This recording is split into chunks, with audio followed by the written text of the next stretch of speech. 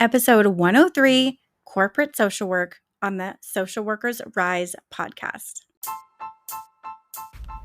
Hello, my name is Catherine Moore, social worker, mom, coffee lover, and founder of Social Workers Rise, where we inspire social workers to connect, expand their knowledge, and change more lives than they ever thought possible. I'm so excited you found my podcast. We will talk everything social work on every level from micro to macro. We will hear the stories of social workers who are doing big things, learn new skills, and most importantly, give you actionable steps to make a difference today. Let's go.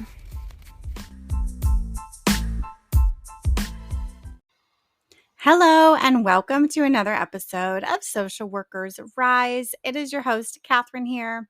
I am so excited for you to listen to this episode today. We are talking about corporate social work with two amazing women.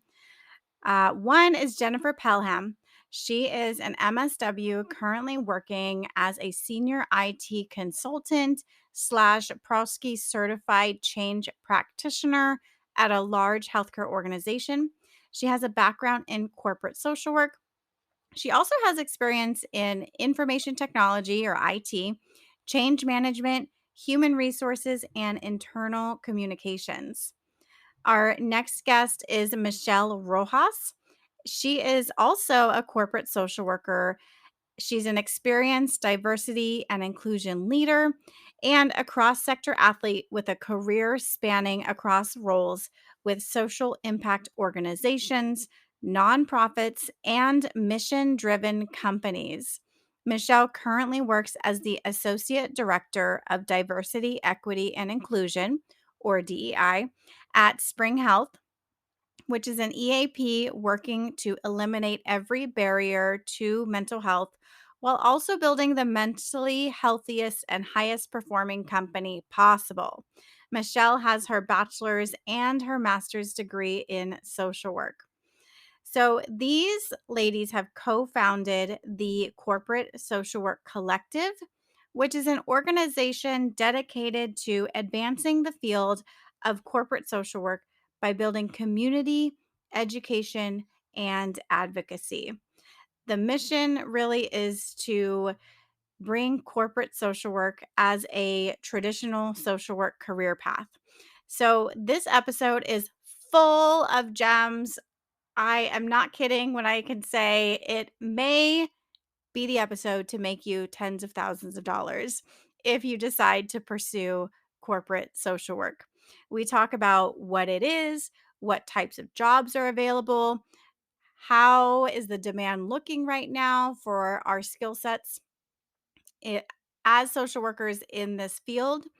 What is the salary range that you can expect to make? And what are some tips that they give to you so that you can make the transition into corporate social work? That's at the very end. Be sure to listen to the very end. And I would even encourage you to get a notepad and paper ready because I am not kidding when I tell you that they are giving you some really tremendously valuable information here. So we are going to listen to an ad from our sponsor, the Rise Directory, and hop right into the conversation.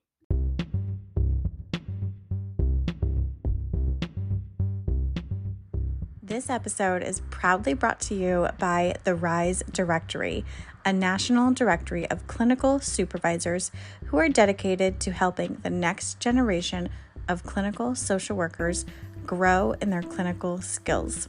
The link is in the show notes. Check it out and tell every clinical supervisor you know about this directory.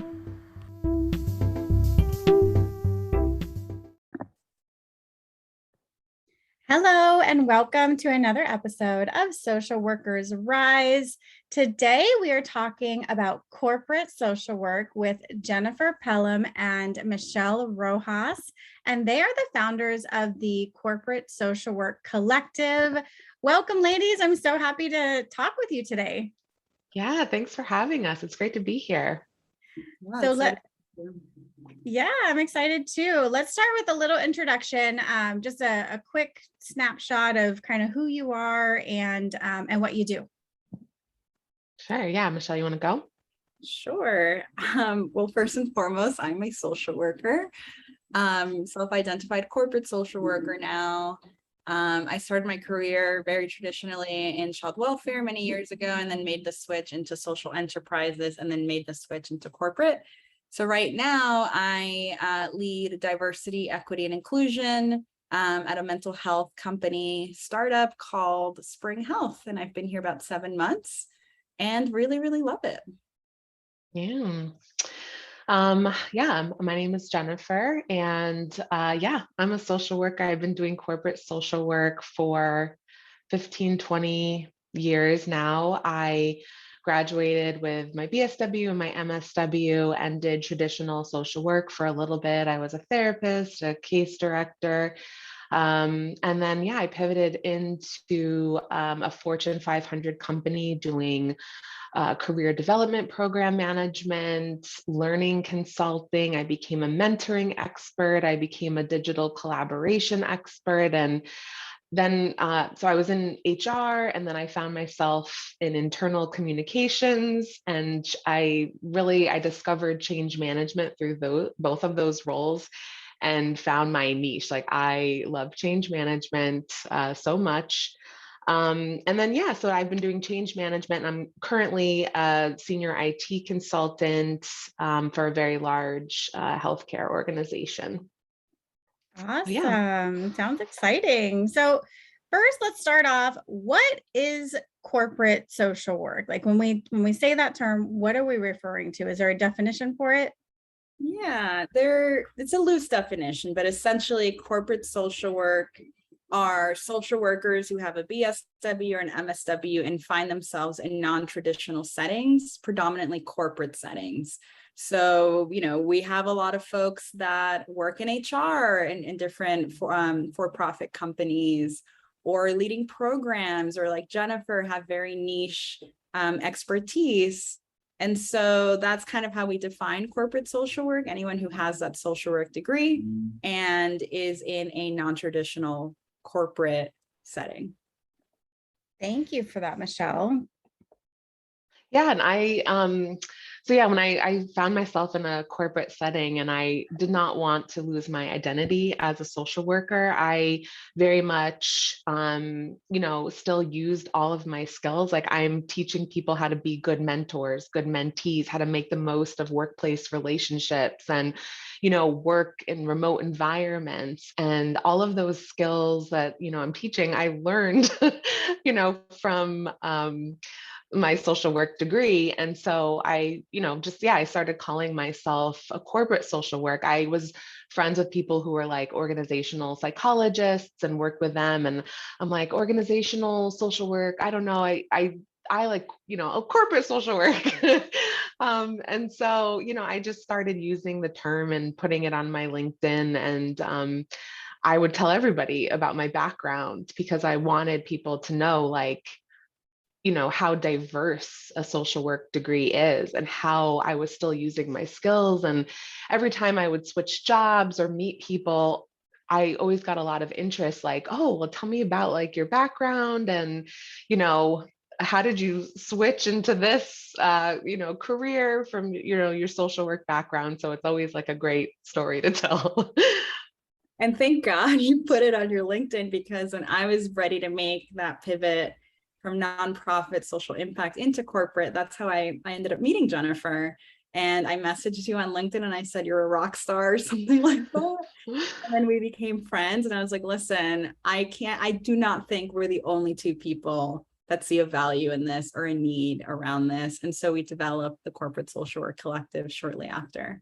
Yeah, like I was interviewed a while ago for this USC, social work blog. And then after that, they linked my LinkedIn. And after that, I would just get so many requests for, hey, like, how did you do that? And, so yeah, I'm like, there's definitely like other people like me out there. And yeah, when Michelle was like, I want to start something, and I'm like, so do I. I just didn't want to do it alone, and then, yeah, we had like the same vision, the same passions, the same values, and bringing people together. So it was just really like, yeah, a match made in heaven. That's amazing. And I see you ladies as really the leader of corporate social work. And it's almost like you've coined this term, even though there's social workers who have done it before and who are currently doing it, probably have no idea that you even exist. But just being brave enough to take that step and have that courage to say, hey, this is who we are and we're here to help you. And we are establishing, an official organization for other people who want to continue in this. And that takes guts. Like, that's not easy, and it takes a lot of courage. So I want to applaud you both for just stepping up and taking the leadership role in this, because it's just really inspirational. So thank you so much for that. Thank you. Yeah. And I don't think in a million years, Jennifer and I ever, this was like a throw it at the wall and see if it sticks kind of situation. And, now a little over a year later, we have a membership in our collective of over 1,000 people around the world. So there's a global interest in corporate social work, and we're just honored to be able to give people the space and the platform to talk about it. Yeah, and it's amazing because you're the only ones doing it. I mean, I Googled corporate social work, and there is hardly anything. I mean, I think your website definitely came up as number one. There was nothing else dedicated to this. And there was less than 1,000, scholarly articles or journal articles that came up, but mostly it was around, corporate social responsibility, not necessarily corporate social work. So I'm really excited to see, how this grows in the coming years. Yeah, thanks you. And you're right. Like, we're not, the first social workers to leave the traditional path and go. I've noticed though that a lot of people will drop their MSW on LinkedIn. They don't add it to their credentials, or they don't advertise. And so, part of what we're doing is also like a marketing campaign, and just reminding people like, hey, we need to educate others, and, really be loud and proud of our backgrounds and our credentials, so that we can show, like, no matter, what industry or, we're in, like if we're in finance or, customer success, like, let's, show everybody that we have great people skills, great program skills. Like, I always like to say, like, social workers know how to get shit done, and we do. Like, you put us in a situation, we'll problem solve, we'll be great negotiators, or whatever we have to do to get the mission done. Yes, I love that. So you mentioned this a little bit, but what types of jobs are available in corporate social work?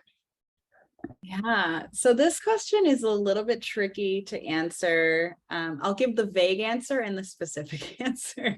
I often say, as social workers, because of the many reasons Jennifer just mentioned, the versatility, the transferability of this degree, social workers can do literally anything in corporate because of the nature of a social work degree, right? We know how humans operate and work. We person and environment thinking, systems thinking, we're creative problem solvers, we're advocates. And we have a very strong moral compass, a lot of us. And so by that, we're seeing a movement in corporate right now where a lot of people leaders, like chief people officers, all of a sudden are becoming CEOs. And why is that? Because chief people officers have people skills. And we're reaching a point in our society where we want leaders who care. We don't want leaders who are really, quantitative and smart and heads down and financial. We want the best of both worlds. We want leaders who know and are well-versed in that stuff, but also care and treat their people well. And that alone is a great opportunity and segue for social workers into corporate. Like, we are very good in diversity, equity, and inclusion. That's what I do. Advocating for the needs of my team members all day, every day, especially underrepresented team members. So again, marginalized communities. We're very good leaders in customer service and customer success, so advocating for the needs of clients of a corporate company. The list really goes on. Those are two really great starting points, but like any job in HR would be a great fit. Any job that manages others would be a great fit, and any job that has some semblance of advocacy would be a great fit. Yeah, organizational design, organizational effectiveness, anything in HR, leadership development, and another plug for change management. I also like to tell people, as social workers, we walk alongside people in very vulnerable times of change in their lives, right? As a change management practitioner, I walk alongside organizations and companies during very vulnerable times of transition and change. And so a lot of the skills that I, applied on the micro level, I can apply. And I went and became ProSci certified. And their methodology is using the ADCAR. And it's just, I loved the course, and I probably could have, taught it, but having that, common language that is used in business is just, I don't know. I hope that we get more social workers in the change management space. Oh, for sure. Yes. And listener, I hope that you caught that, because in the past, I don't know, 4 minutes, they dropped some major, major bombs for you, especially if you are interested in transitioning into this field. Michelle highlighted some amazing social work skills that you want to be sure to include, as they apply to you, of course. And they both shared some amazing jobs that you could search for that can start your career. So definitely put this on rewind, get your notes out, and write down what they had just said, because those were some major gems that they gave us. So thank you, ladies. I'm wondering, kind of on the same note, how much demand is there for this type of work, or for our skills in this area?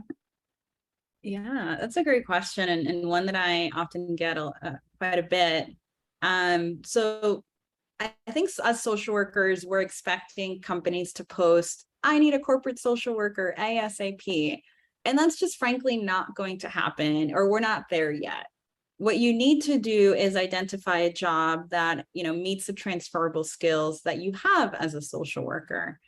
Having worked in corporate for a few years now, and I'm sure, Jennifer, you can attest to this, in the wake of the murder of George Floyd, we've seen a pivotal shift in the values that companies are, being accountable to and, working to uphold.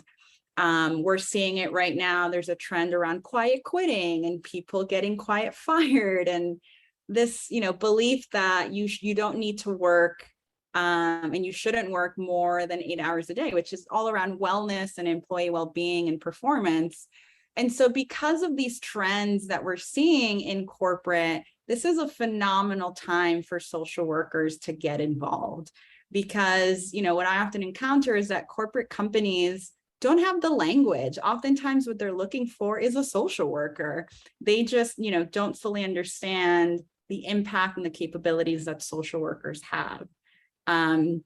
For example, I work at Spring Health, and we have a head of employee health and performance, and she recently hired a wellness program manager. Their whole department is focused on maintaining the wellness and, mental health and emotional health of our team members.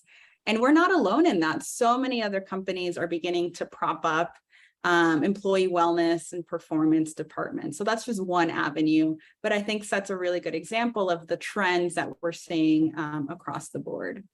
So it's a great time to get involved. Yeah, and I would add, like, to the demand, because of the pandemic and the trauma that we saw, the grief that we're experiencing collectively, all the feelings like we can't leave at home because guess what? Now we're working from home, maybe, or, all this remote work. Social workers can help navigate this collective grief, the transition to remote and virtual work, we know how to do that. And so, the demand is there for people-centric, design thinkers, people who understand people. So go hire a social worker today. Hey, it's Catherine here. I hope you are enjoying this episode. We're going to take a quick break to listen to these ads from our sponsors. Do you want to make your own podcast? Spotify has a platform that lets you make one super easily, then distribute it everywhere and even earn money all in one place for free. It's called Spotify for Podcasters. And this is the platform that I use because it makes it so simple to record and distribute your podcast all in one place using your cell phone.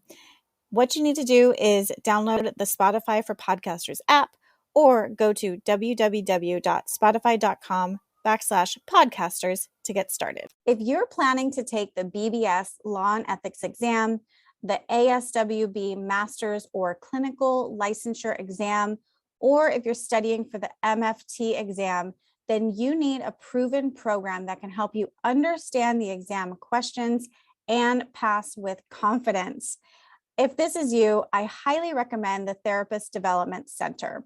I personally use TDC to pass my law and ethics and clinical exams and found the program provided me with everything I needed to pass with confidence. TDC's program integrates various ways of learning in an organized fashion, containing all of the information you need to pass without the overwhelm.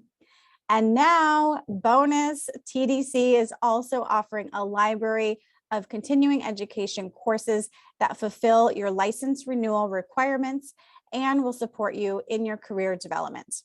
If this sounds like something that you need, visit their website, therapistdevelopmentcenter.com, and use the code SWRISE10 at checkout to receive 10% off any of their CE courses, including their brand new course, On the Edge of Life, an Introduction to Suicidality. You can also check out the link in the show notes. Do you love horses, nature, and being outside? Do you dream of having a successful career working with horses and helping humans? Horse Therapy Center of Canada provides certification and professional training to mental health professionals like you who want to launch a business or career in equine assisted therapy. With 3 different delivery methods, you can become an equine assisted therapist in as little as 4 days. For Social Workers Rise podcast listeners like you, my friend, Horse Therapy Center of Canada is offering you up to $700 off of their certification and training programs. So don't wait. Start your career in equine assisted therapy and learning today. Check the show notes for how you can get started. There's a demand that's there, and there has been this increasing awareness of, oh my gosh, we need more mental wellness or mental health, whatever you want to call it, right? However, are they paying us? What can we expect as a typical salary range in corporate social work? Fortunately, this is, one area of social work that pays. And I think because, we're not, given a title of social work. So I just want to preface and say, like, we definitely need pay equity across the board. We need to, pay social workers way more. But as a corporate social worker, I mean, it's easy to make, 6 figures. You can transition in. It depends on what part. When I started out, I wasn't making 6 figures in HR because I was early on in my tenure, and this was also a long time ago. But yeah, it's easy to switch over and find jobs that are well into 6 figures. Yeah, absolutely. I, really tout pay transparency. I have like 6 figures of student loan debt. Unfortunately, that's my reality. And when I graduated college, I got an entry-level case management social work job. And I was making probably $35,000, $40,000 a year, which after taxes is not a whole lot. And then I got my master's, and my first job after my master's was 72 base, so a lot better. And was very fortunate to work at a nonprofit that believed in pay equity and sustainable, salaries. And then, my reality is that I still have the student loan debt. So that was also a big catalyst for me moving into corporate. And my first corporate job, I was making 125K, and now I make 165K. And so I'm very proud, that's all because of my social work background. I don't know anything else, but it's really all about like telling your story, not taking no for an answer, and really trying to, identify what your transferable skill sets are so that you can land that job that really, fills and can take your transferable skills to that next level. But yeah, corporate, unfortunately, like that's where all the resources are. And for those, that really would like to make that next step from a financial stability perspective, this is a great opportunity. Definitely. And I am a huge advocate that we do not have to be martyrs for our profession. People need help in all sorts of different settings. It's not just the people who, want to go to government or nonprofits. I mean, people need help in all settings, all income levels, everywhere. Yeah. So we talked about skills, we talked about the types of jobs that are out there, and the salary sounds pretty good to me. What are some tips? Because a lot of times people are wondering like, okay, I have these case management experience. I worked directly with clients. That seems so far from corporate. What are some tips that you girls can share with us on how we can pivot or make that transition into social work? Where do we even start? So I like to tell people to kind of brush up on some of the lingo. So I send people to the Harvard Business Review has a lot of really great articles that, designed for leaders, but, can give you the language of what, leaders today are reading about.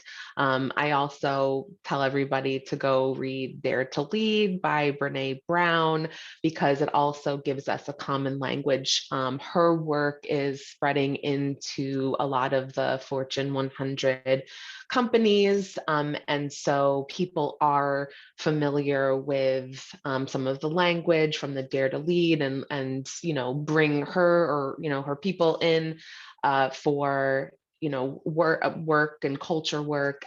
So, just kind of building your business acumen, reading some, business books, and just, familiarizing yourself is a good way to start.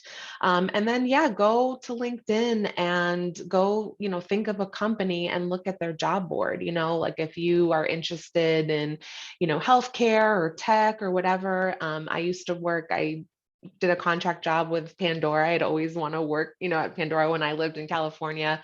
And it was such a cool company. They had like a snack wall and everything. It was lovely. But just go and find a company that you admire. Go look at their job board, look under the people or HR section, communications, just look at the job descriptions. And a lot of time, there are things that we can do on there, and just start applying. Honestly, like, we shouldn't, they say like, women don't always apply for jobs unless they have like, I don't know, what is it, like 80% of the criteria matching, but just go apply, like 30% is fine. And you probably will have to update your resume and all that. And we have some tips on our website on how to do that. Just a few ways to get started. Yeah. And just to add to that, I think it's also helpful, like leverage LinkedIn. If you don't have a LinkedIn, like now's the time. I check my LinkedIn just as often as other, like my Instagram and all other social media.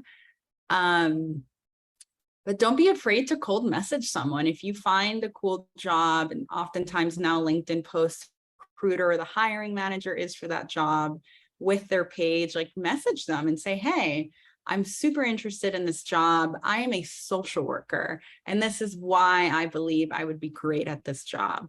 because if, it's up to you to tell that story. Just because you apply to a job as a social work doesn't mean you'll hear back. You got to put in a little bit of that extra work to make sure that the person reviewing your resume or accessing your resume knows the context of the information you're sharing.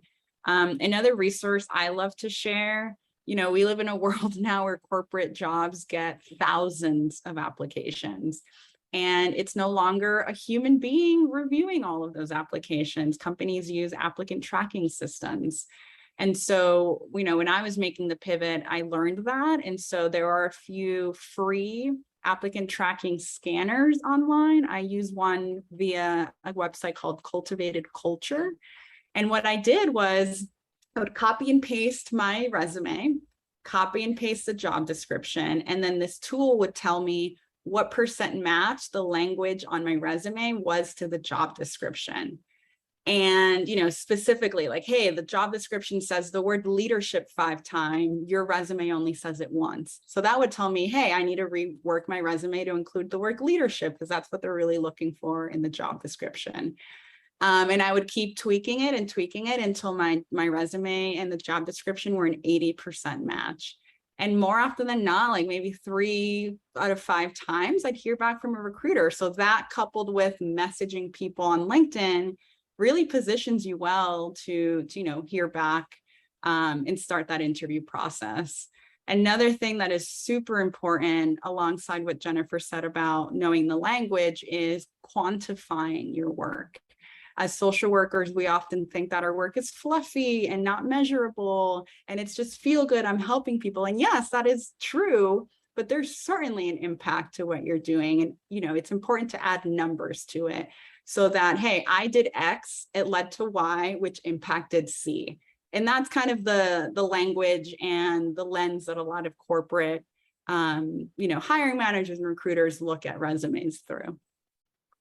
Yes, that's amazing. Did you have something to add, Jennifer? Yeah, I was just going to say too, like, our events that we hold too, like the reason that we, built the collective is so that people wouldn't have to do this alone. And we are creating community for others who are either in this role, for students, or, for micro social workers who are looking to, pivot to corporate. And so you don't have to do it alone. We have, resources and events that, we can answer questions and just be there to support you in this process.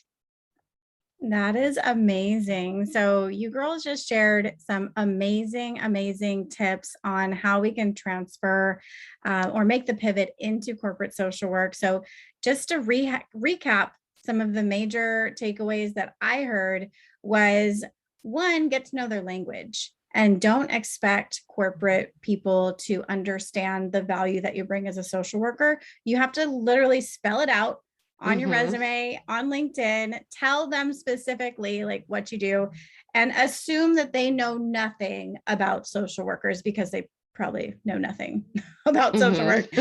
But that's part of what we have to do, is to educate them on the value that you bring and being able to do it in the language that they understand. So, starting where the client is, right? If you're, Jennifer, you gave some tips on to read literature. So it's getting familiar with the culture, right? So anytime that we're going to go somewhere new, we want to have a basic understanding of the culture that we're entering. It's the same thing. We have these skills already.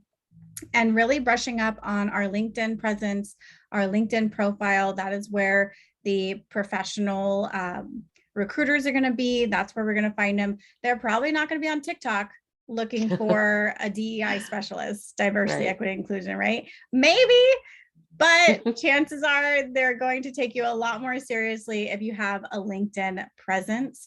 So thank you so much for that.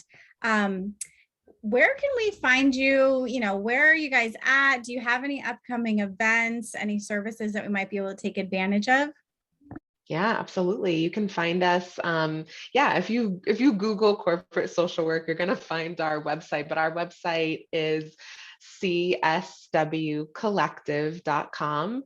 And so we have a bunch of articles on our website, and we'll list our events. We do have 2 upcoming events, one in November and one in December.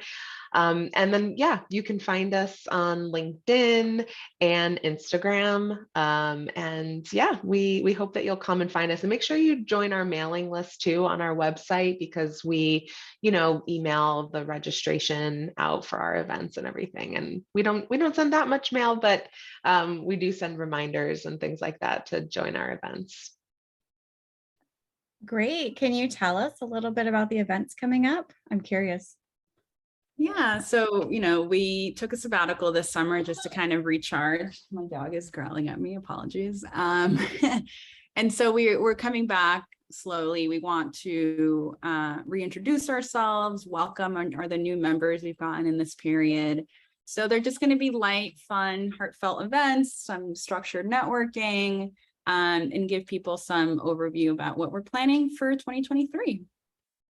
Yeah, and it'll be an opportunity to meet, other students in corporate social work, other corporate social workers. We usually do like breakout rooms, kind of, according to what your role or your interest or your, where you are in your life. And we answer a lot of questions. We usually have like a Ask Me Anything session, and different members from our team will facilitate the smaller groups. And yeah, we just like people to meet each other. We have a networking doc as well that we usually share, so people can connect outside. And we have a private LinkedIn group as well, where we try to share some different articles, or also jobs.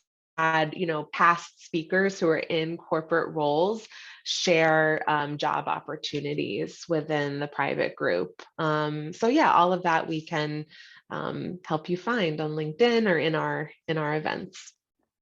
That is gold. Thank you so much. Because if you are at all considering transitioning really to any field, you want to get to know the people who are already in that field and are already doing the work. So if you can go to this event and meet other people who are doing the work, they're successful at it, they've already made the pivot, and network with other people who are also trying to make that change, and other people, that can lead to job opportunities that could get you tens of thousands of dollars in added salary. So it is worth your time. It is about who you know, and you will be amazed at the types of opportunities that will present themselves when you put yourself out there. So I definitely encourage you to look into the event, sign up for their email list, because you don't want to miss it. Thank you so much, ladies, for your time. So many amazing gems that you gave us. Thank you so, so much.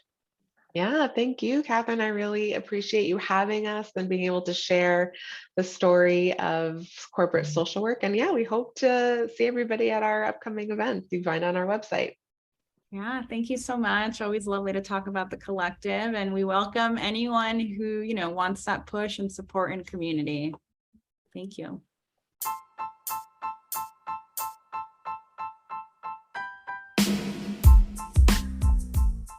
Thank you for joining us on another episode of Social Workers Rise. If you loved it, please open up your iTunes, tap the 5 stars, and leave a short note on why you love listening to the Social Workers Rise podcast. Also, if you want to share it on social media, I absolutely love it. You'll have me fangirling all over you. Take a screenshot and share it, and tag me at Social Workers Rise on Instagram and Facebook. Lastly, just want to leave a little bit of legal disclosure here that the information, opinions, and recommendations presented in the Social Workers Rise podcast are for general information only, and any reliance on the information provided in this podcast is done so at your own risk. This podcast should not be used in place of professional advice, therapy, or clinical supervision. And with that, my friends, I'll talk to you next week.